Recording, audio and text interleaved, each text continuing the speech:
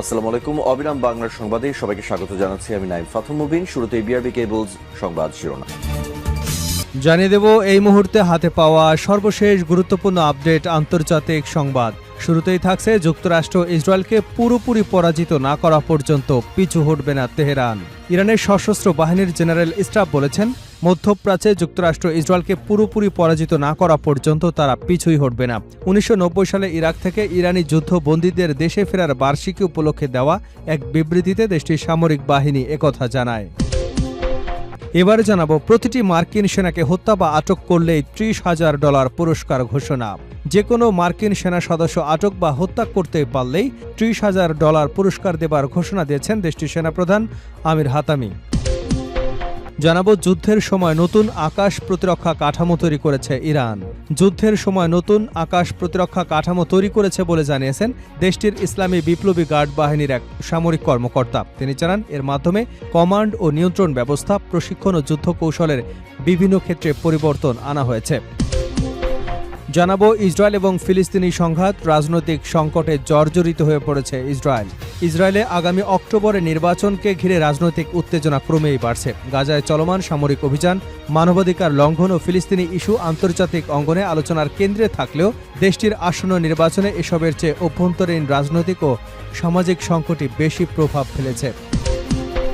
এবারে থাকছে সামরিক ও রাজনৈতিক উভয় যুদ্ধেই ইরানের বিজয় হয়েছে মোহাম্মদ বাঘের গালিবাফ। চলমান সংঘাতময় পরিস্থিতিতে সামরিক এবং রাজনৈতিক উভয় দিক থেকেই ইরান প্রকৃত বিজয় অর্জন করেছে বলে মন্তব্য করেছেন দেশটির পার্লামেন্টের স্পিকার মোহাম্মদ বাঘের গালিবাফ। এবং সর্বশেষ জানাবো, ট্রাম্প যুদ্ধ শুরু করেছেন, মূল্য দিচ্ছে আমরা, ক্ষুব্ধ উপসাগরীয় মিত্ররা। ইরানের সঙ্গে দীর্ঘস্থায়ী যুদ্ধের কূটনৈতিক অবসান ঘটাতে ব্যর্থ হয়েছেন প্রেসিডেন্ট ডোনাল্ড ট্রাম্প। এমন উদ্বেগের কারণে যুক্তরাষ্ট্রের প্রতি উপসাগরীয় মিত্রদের মধ্যে অসন্তোষ বাড়ছে। মার্কিন গণমাধ্যমের বরাতে আনাদোলু এ তথ্য জানিয়েছে। এতক্ষণ শুনছিলেন সংবাদ শিরোনাম, এবার থাকছে পুরো সংবাদ। দর্শক, অনুরোধ থাকবে ভিডিওতে একটি লাইক দিন, কমেন্টস করে জানিয়ে দিন এই ভিডিওটি আপনি কোন জেলা থেকে দেখছেন এবং শুনছেন। যুক্তরাষ্ট্র ইসরায়েলকে পুরোপুরি পরাজিত না করা পর্যন্ত পিছু হটবে না ইরান। ইরানের সশস্ত্র বাহিনীর জেনারেল স্টাফ বলেছে, মধ্যপ্রাচ্যে যুক্তরাষ্ট্র এবং ইসরায়েলকে পুরোপুরি পরাজিত না করা পর্যন্ত তারা পিছু হটবে না। ১৯৯০ সালে ইরাক থেকে ইরানি যুদ্ধবন্দীদের দেশে ফেরার বার্ষিকী উপলক্ষে দেওয়া এক বিবৃতিতে দেশটির সামরিক বাহিনী একথা জানান।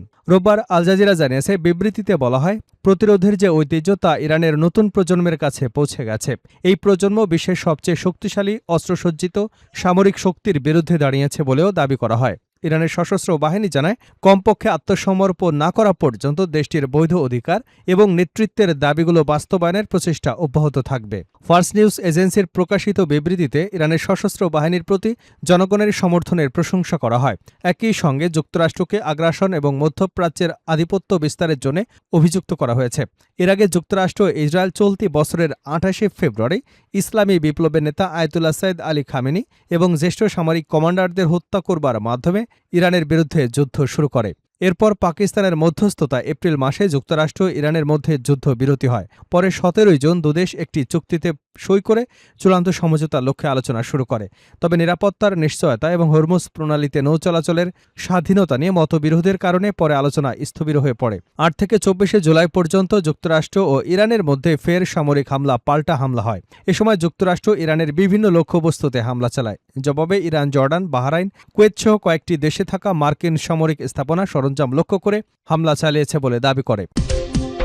প্রতিটি মার্কিন সেনাকে হত্যা বা আটক করলে $৩০,০০০ পুরস্কার ইরানের সেনাপ্রধান। যে কোনো মার্কিন সেনা সদস্যকে আটক বা হত্যা করতে পারলে $৩০,০০০ পুরস্কার দেওয়ার ঘোষণা দিয়েছেন দেশটির সেনাপ্রধান আমির হাতামি। রোববার এক প্রতিবেদনে সংবাদ মাধ্যম ওয়ান নিউজ এজেন্সি এ তথ্য জানায়। তিনি বলেন, কোনো ইরানি নাগরিক একজন মার্কিন সেনা সদস্যকে আটক বা হত্যা করতে পারলে তাকে এই অর্থ পুরস্কার হিসেবে দেওয়া হবে। এই অর্থ ইরানের জনগণের পক্ষ থেকে দেওয়া হবে বলেও জানিয়েছেন তিনি।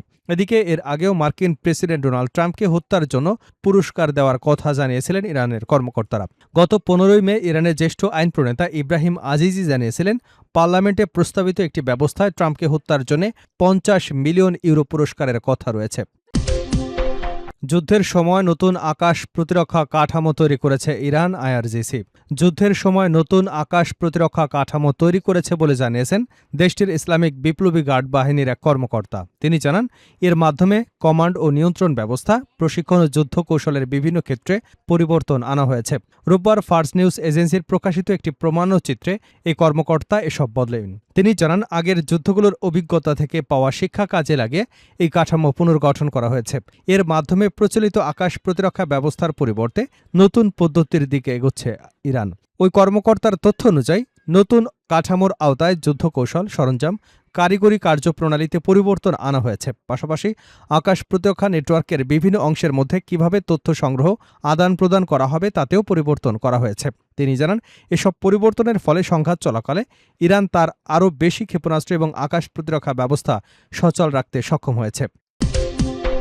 ইসরায়েল এবং ফিলিস্তিনি সংঘাত, রাজনৈতিক সংকটে জর্জরিত হয়ে পড়েছে ইসরায়েল। ইসরায়েলে আগামী অক্টোবরের নির্বাচনকে ঘিরে রাজনৈতিক উত্তেজনা ক্রমেই বাড়ছে। গাজায় চলমান সামরিক অভিযান, মানবাধিকার লঙ্ঘন ও ফিলিস্তিনি ইস্যু আন্তর্জাতিক অঙ্গনে আলোচনার কেন্দ্রে থাকলেও দেশটির আসন্ন নির্বাচনে এসবের চেয়ে অভ্যন্তরীণ রাজনৈতিক ও সামাজিক সংকটই বেশি প্রভাব ফেলেছে। রাজনৈতিক বিশ্লেষক, সমাজবিজ্ঞানী ও জনমত জরিপকারীদের মতে এই নির্বাচন ইসরায়েলের ভবিষ্যৎ রাজনৈতিক গতিপথ নির্ধারণে গুরুত্বপূর্ণ ভূমিকা রাখতে পারে।